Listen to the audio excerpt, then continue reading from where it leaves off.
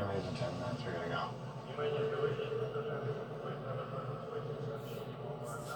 We gotta go. I'm not leaving without her. She's gone. You don't know that. I do know that. You're gonna have to start coming to terms with reality. Those things, they were just... Did the returns from the seismic charges accurately reflect voids beneath the surface? Really? She could have gone to space to shelter it. Stop!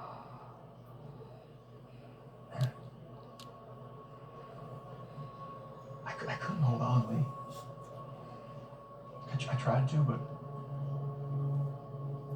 I let her go. You didn't listen to me. I told her not to go. Why didn't you listen to me? I'm sorry, man. It's too late for that now. It's gonna haunt us for the rest of our life.